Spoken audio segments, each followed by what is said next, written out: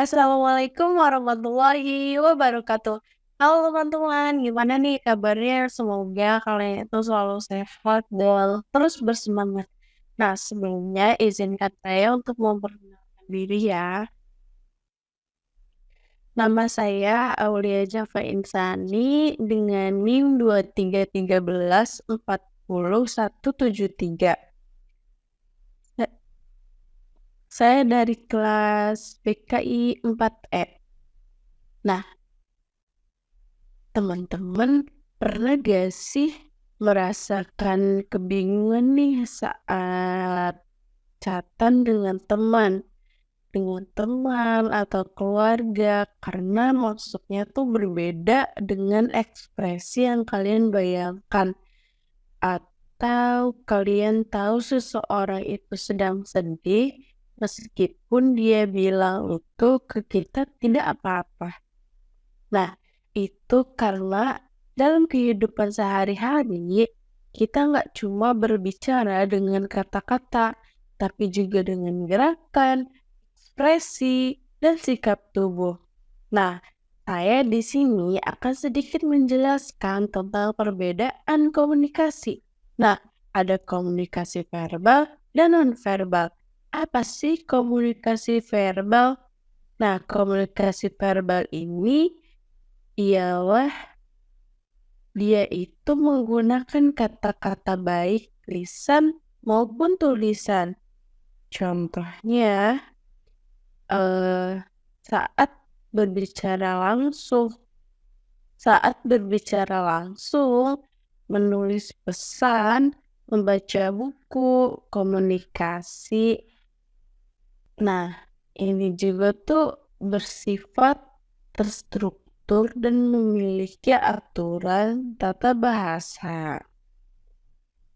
Nah, informasinya diproses oleh otak kiri yang berfungsi secara logis dan analitis. Nah, sedangkan komunikasi nonverbal itu adalah komunikasi tanpa kata-kata. Biasanya itu berupa ekspresi wajah, bahasa tubuh, tatapan mata, sentuhan, dan nada suara. Nah, komunikasi ini itu lebih emosional dan spontan, dan diproses oleh otak kanan yang lebih intuitif. Nah, menurut Anderson, saat pesan verbal dan nonverbal tidak sejalan, orang cenderung lebih percaya komunikasi nonverbal. Samovar, Porter, dan Jane menyebutkan bahwa nonverbal itu lebih dipengaruhi oleh dorongan biologis. Verbal juga dibentuk oleh aturan manusia seperti tata bahasa. Contohnya, kita bisa memilih kapan kita harus berbicara, tapi tidak bisa mengontrol sepenuhnya ekspresi seperti memerah, berkedip, atau menangis. Nah, komunikasi verbal sangat dipengaruhi oleh budaya dan bahasa. Namun, komunikasi nonverbal cenderung lebih universal. Misalnya senyum senang, menangis sedih. Nonverbal juga memiliki dampak emosional yang lebih kuat karena lebih terasa alami dan tulus. Nah, kamu pernah gak sih ngirim pesan? Misalkan nih, oke deh. Nah, tapi teman kamu itu marah. Bisa jadi karena ekspresi dan intonasi itu tidak ikut tersampaikan. Jadi teman-teman, Baik komunikasi verbal atau nonverbal sama-sama penting ya.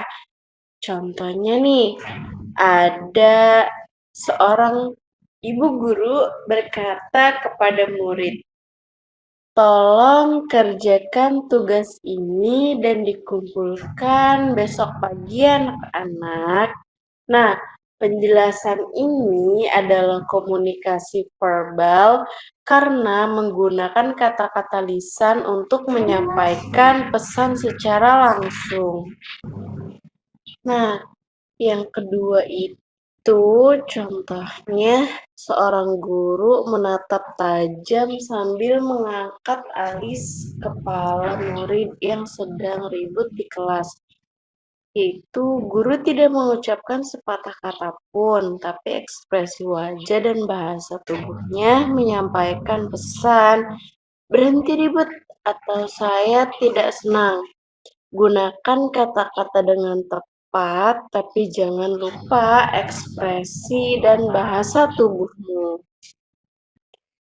Nah, mungkin hanya itu yang saya sampaikan tentang perbedaan komunikasi verbal dan verbal.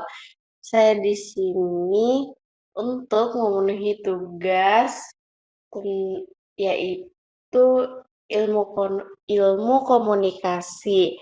Kurang dan lebihnya mohon maaf. Wabillahi taufiq wal hidayah. Wassalamualaikum warahmatullahi wabarakatuh. Bye bye guys.